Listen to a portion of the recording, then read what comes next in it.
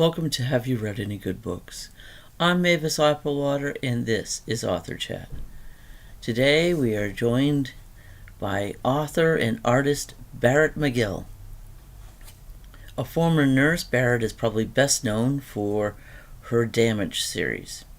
In addition to that, she also has romance on the slate. Diva comes to mind, and her young adult book, The Dreamcatcher. And now, Barrett. Welcome, Barrett. Thank you for joining me. Good morning. How is it in New Mexico this morning? Sunny, 45 degrees. A little cloudy in the horizon, but it's a nice morning. We've had a real mild winter. I'm amazed. You have, yes. Now, I think we've had snow about twice. it's about the same here, but we're just a couple hours away from you. Oh, where are you? Las Vegas. Oh, just a few hours, right out there, yeah. I know everyone still remembers that I'm from Boston, and it's like, oh no, we moved. No snow. Boston, where everything is wicked awesome. And yes, we do talk like this. Wicked awesome. All right. And artist, author. I don't know if I knew you were an artist. I'm trying to remember. But lots of inspiration where you live, I would imagine. Yeah. I'm out in the middle of the high desert, they call it. So about 7,000 feet. And there's just nothing. There's nothing out there. There's a mountain range, and then there's clouds, and yeah, it's really nice. And just nothing. Just nothing. Now, you were a nurse for a long time. Yes.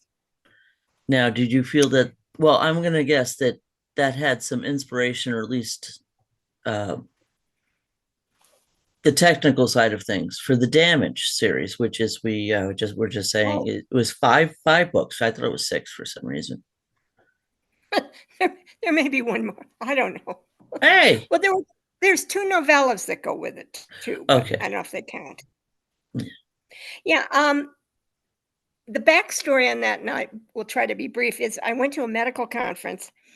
And I met a doctor who lives out in New Mexico. Ended up, that's why I came out here. But she and I ordered pizza one night and just sat and bitched about how stupid some doctors are. And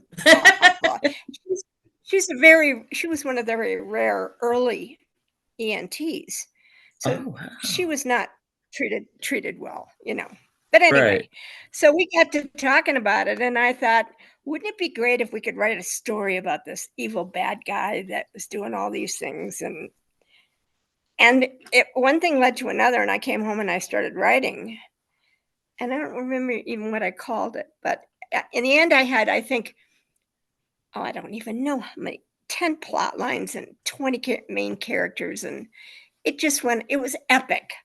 And then I had 1 or 2 people try to read it and they couldn't follow it. I knew all the people and I knew where they were going and what they were doing, but nobody. So anyway, when it came time to learn about NaNoWriMo, I thought, pick one character. Right. Just write about that character. So that's where Zeke Cabot came from. Oh, that's where Zeke came from. Awesome. And not to give anything away, but there's a serial killer running around, which, how fun. I mean, I enjoy that cat kind of stuff, so it's how fun for me. But that's why I could work in the head injury and her loss of memory and damaged. So, and then the story just it wrote itself. Once she met Anne, and then I was writing about where I live, so it wasn't hard to. Yeah. You don't have to visualize it. It's there it is. I just have to tell you what it looks like. Yeah. So anyway, and the story just kept going. And I thought I was done with it. And then all of a sudden, Destiny came along. Wicked little bitch. So we had to have her moment in the sun. Of course, Destiny's Child. Now, you were with Sapphire Books, and they re-released the entire series. Yes. Yes, awesome. Also, I didn't know. See, I learned so much. I did I have to, if I'm looking away, I tell all the authors. It's because I have notes. So things I want to remember to ask you about. You did a young adult book. I did not know that. The Yeah. Dreamcatcher. Oh, it's one. I love it. I was just thinking the other day if there was a way to get that into Audible, because it Right? was the most fun writing about these adolescents, and just it was cute and silly and all kinds of magic stuff and weird stuff. Yeah, it's one of my favorites, but gets very little press. Well, we're putting it out there now. So Dreamcatcher was released in 2017. Oh yeah, this month, January 2017. So 7 years ago. So young adult books that aren't enough out there in this genre, I think. I mean, I'm obviously not reading that, but it should be read. It sounds No, happy.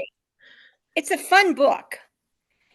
There's magic in it and people popping in and out of things and Native American history and magic and then the scintillation between these two young women who just, Oh, it's funny. It's a funny, anyway. Yeah, it's a good story. I think I should read it now. Okay. Okay. So this is the Damage series. Is your young the Dreamcatcher? We'll say that again for those of you who would like to read that. And then there's romance, including Diva and Highland Dew. I love the title. It reminds me of the because I tended bar for a long time. Telemadu, the Yeah, Irish yeah, whiskey. yeah. And this is Scottish whiskey, so. Yes. And for those of you who don't know, there is a difference. And if you're in that part of the world, they will tell you there's a difference. Even if you're Repeatedly. here. Even if you're here, I have had that happen. Yeah. No, that was another fun one. But I've been to Scotland a couple of times, so Nice. that was easy to do. Now, McGill, are you Scottish? Scots Irish. Okay. Originally, it was MacGill, All right. Macill. Because for And then I think when they moved over to Northern Ireland, many of the McGills did, and there were Barretts and Ogilvies and Ramsays and lots of Scots. So we've been trying to track them, but it isn't easy. it isn't. Well, it's funny because you're also known as just Barrett, and just Barrett. Just Barrett. And you can look it up your work that way as well. And I thought I read it real quick when I was doing some little research, and I said, "Oh, she's a Mac," because my wife is a Mac. And she was like, "Oh," and then I said, "No, it's Ma Gill. I don't. Okay," but Heather is definitely Scottish. Yeah. And No, she's they drop the C sometime. yeah. Yeah, she's been doing research on her family history as well. And yeah, Scottish, you guys were very busy. So I've been told. Yeah. See, I'm Canadian. I haven't, yeah. We didn't No, travel far. a lot of the Canadians are from Scotland too. Yes, Newfoundland. yes. Heather and I joke about that because I'm part First Nation as well. And I said, so at one point your people owned my people, or Yeah, remember that. no, if I'm ever losing an argument, that comes up. And she's losing, it comes up that I'm older. You're the boss here. Oh well, yeah, only one of us was alive during the Kennedy administration. Yeah.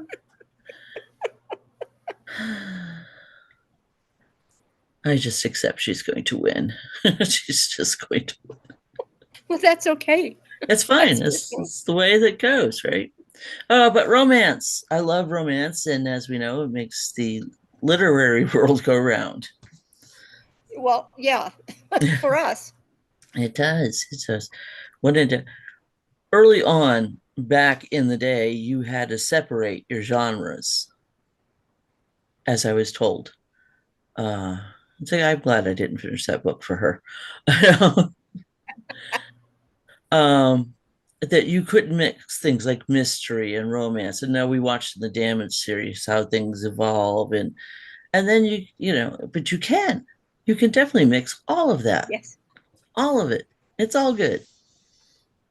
Yeah, I spent some time in a local writing group, getting all the rules and stuff. But the bottom line is, the rules are mine. It's what I'm deciding to do, and if it's a good story, and if they're good characters, I don't need to worry about that. My first published, I was because it ran online. I started that route, Oh and yeah. yeah, and then it was like, oh wait, she's a cop. Let's kill somebody. You know, let's have them fall in love and let's kill somebody. Maybe two Exactly. people. You can do that. It's fine. Well, that's part of the joy, I think, of being a writer. Mm-hmm. Is it's all up here. You can do whatever you want to do. Well, you're talking If about people don't, Zeke and your characters. It is all up there. They led you in a direction, it seems like, that you weren't necessarily planning on. no, not at all. Certainly not 5 books later and a couple small novellas. Well, yeah, I know people have talked about this too. When you're writing a scene and you keep running into like a log jam where you can't quite get through, then you have to just stop a minute and go, wait a minute, where do you want to do this? You got to back out and let the character go do what they want to do. I Mm-hmm. can't make things happen. No. That's very true. Do you feel like you like you said, it's a log jam? You're not going anywhere with this, and they're just sitting on the sidelines going, "We told you. I'm here. I know what's going to happen. Just let me talk Just to her." take a breath, take a breath, sit down. I'll show you where we're going. Yes. And the other valuable thing I learned about that is when you're through for the day, don't finish the chapter. Right? Leave it hanging. So when That'll. I come back the next day, it's easy to write in. That's so true. That's really good advice too. If you finish the chapter, it's like finishing something, and next day you have to start all over again. You're starting with the So blank hit page the next day. yeah, yeah. I need to start doing that. See? And this is why you tune in, folks, to get great advice. It's like, Thanks very much, lady. See ya. that's it. That's all we have to. No, we're still going. You belong to, oh, see, wow, a lot of writing groups, Western Women Rights, romance authors, romance writers of America, and the GCLS, of course, which was the last time I saw you was in New Mexico for that. Yeah, yeah. You gave me bubble wrap. I was happy. I was like, is that bubble wrap?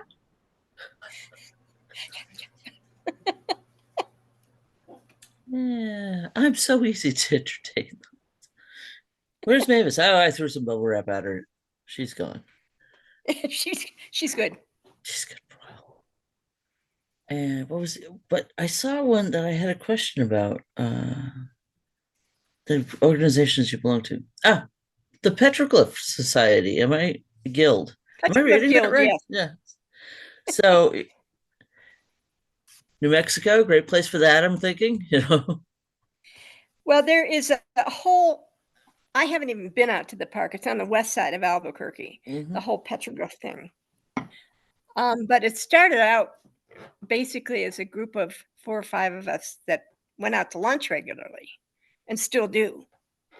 And then we opened it up to something like the Western Women Writers of New Mexico. Yes. And then we had a couple of seminar events that were really well done, and we even had Ann Hillerman come, which was a huge coup because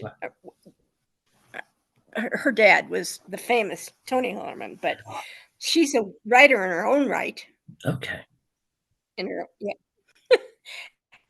Anyway, she came. We had guest speakers and. Oh, nice. And it all started with the lunch, which these things often do. We still meet for lunch once a month. Nice. Because I was looking at that going, Sisters in Crime, I get that. Land of Enchantment, romance authors. Oh, and petroglyphs. Okay.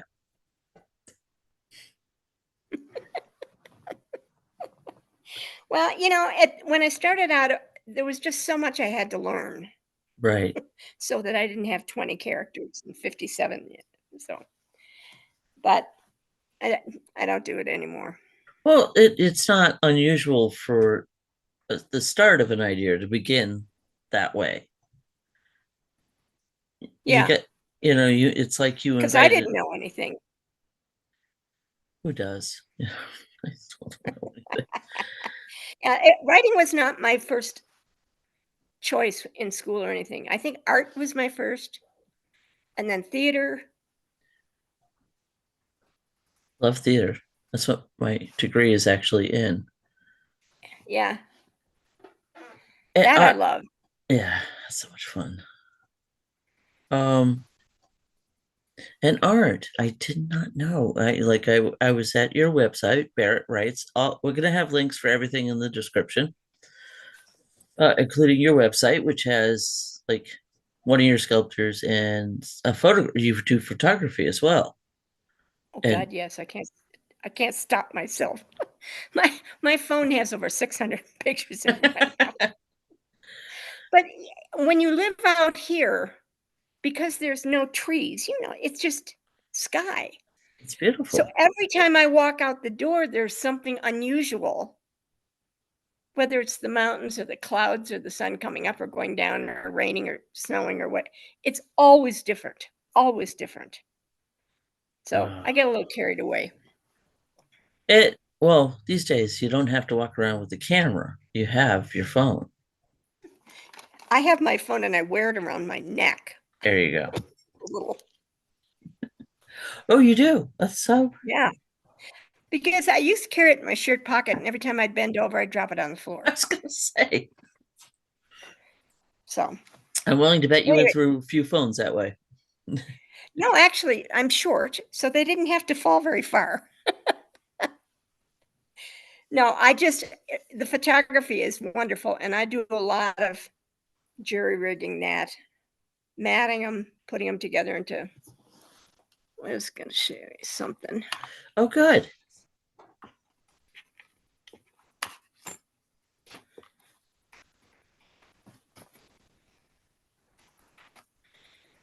All right, there was one that I had done recently that was kind of fun.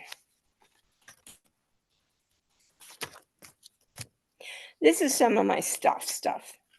You know those big grocery store cans? Yes. There's something in the. Oh, there it is. Okay. I can see. Yes. Drill holes in it, paint it, put a light in it. Wow. Looking out my back porch. That's out your back porch. That is amazing. Look at that. That is a great view there, Barrett. And that's what I see when I wake up in the morning. Nice. We have a few neighbors, but not many. So it's just, the dogs must love it. You still have 2 dogs?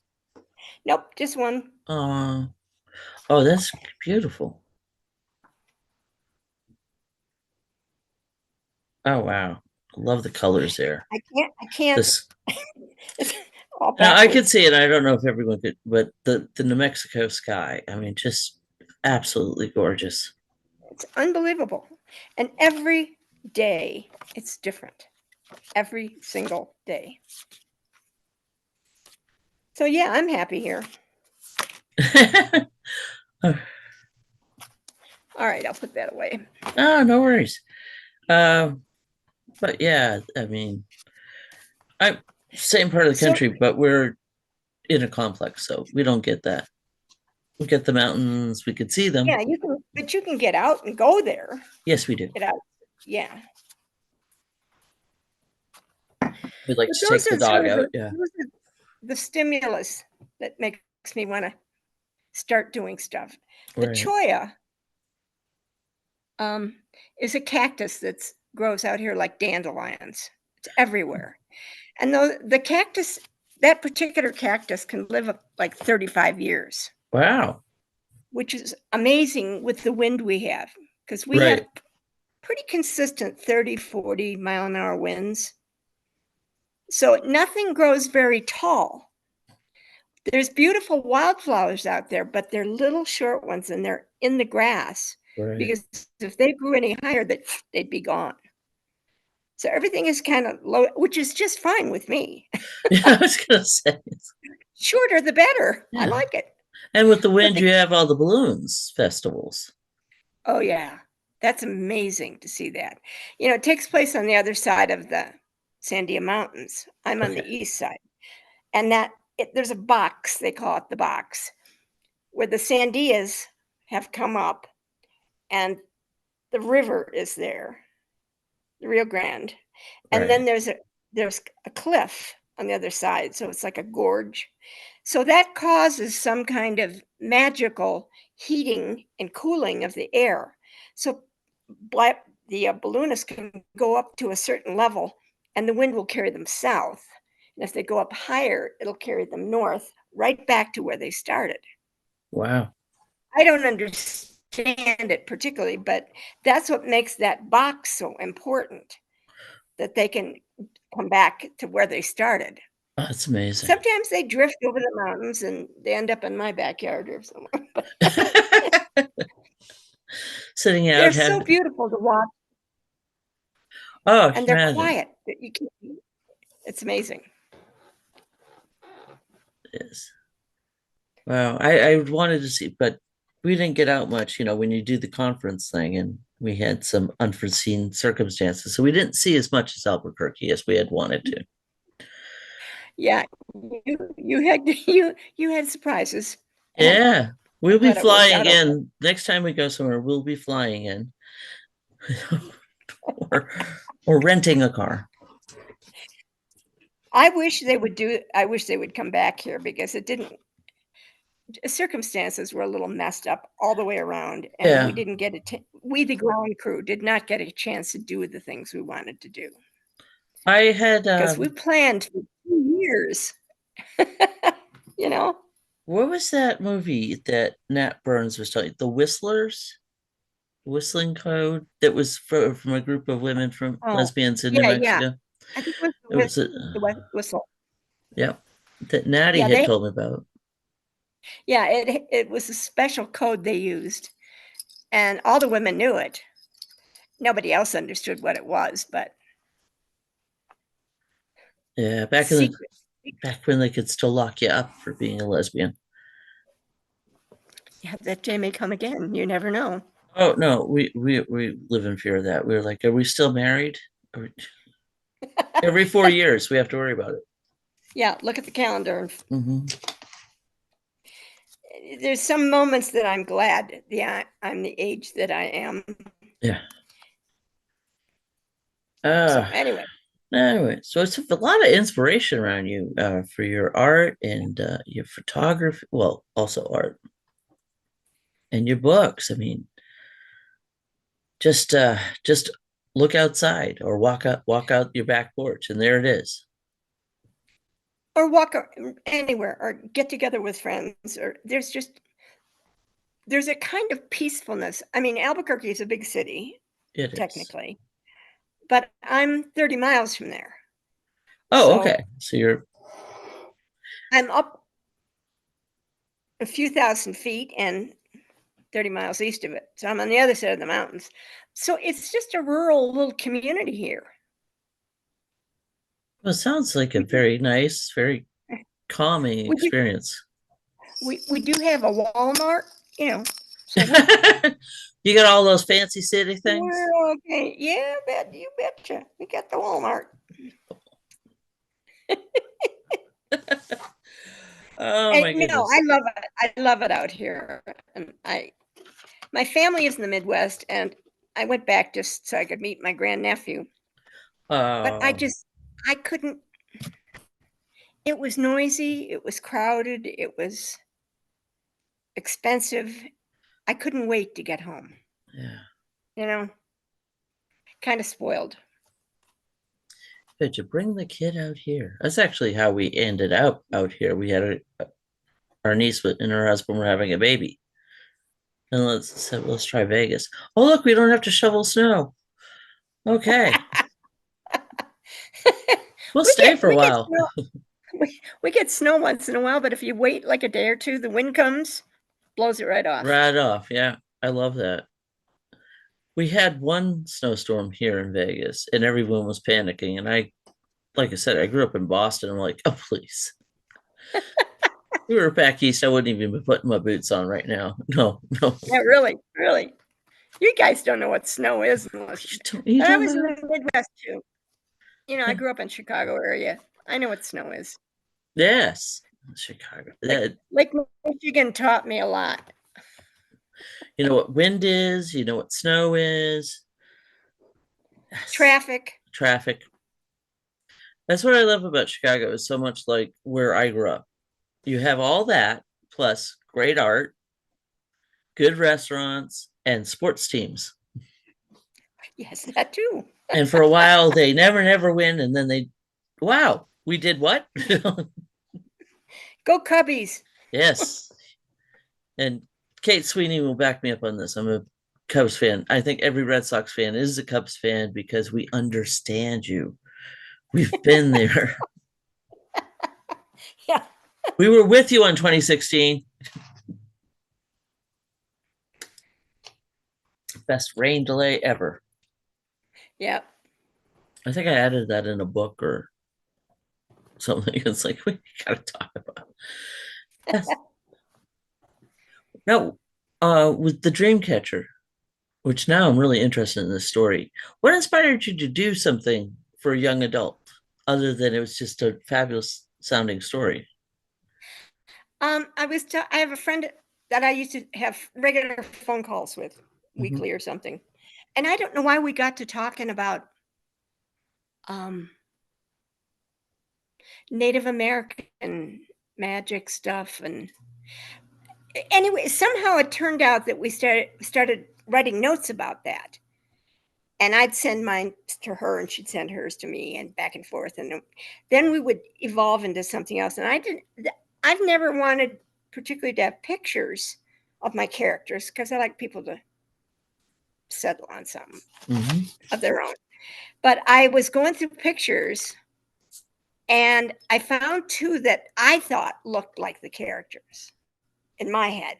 And I sent them to her and she said, I picked those same two.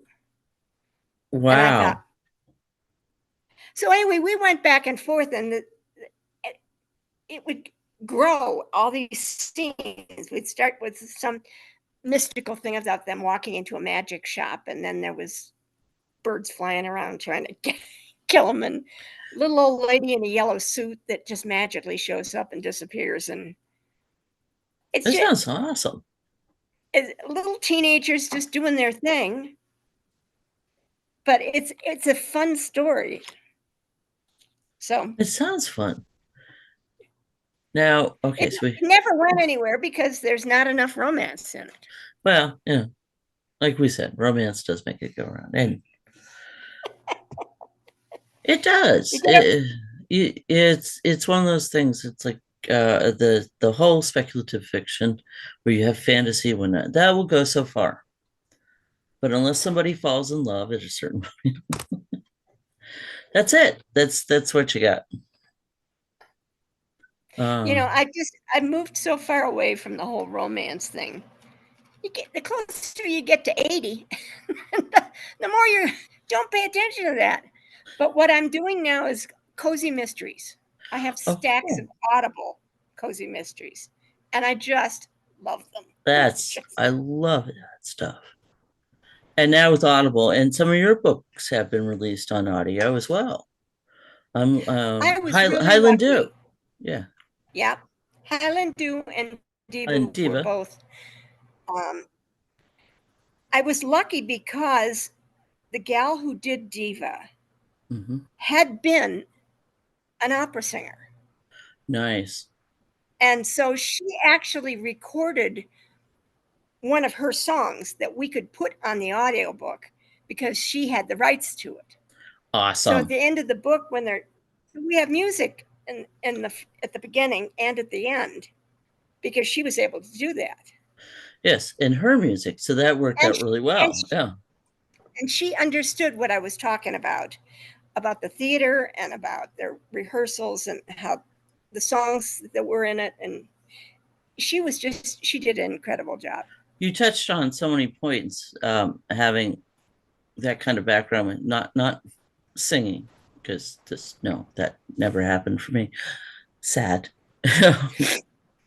Yeah, they'd be like, "Yeah, do you want to sing?" No, nobody wants that. Trust me.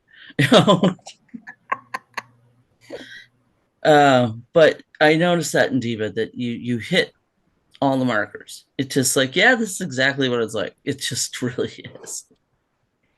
And it started because a friend of mine has tickets to the Santa Fe Opera, and she took me, and we were in the front row. Nice.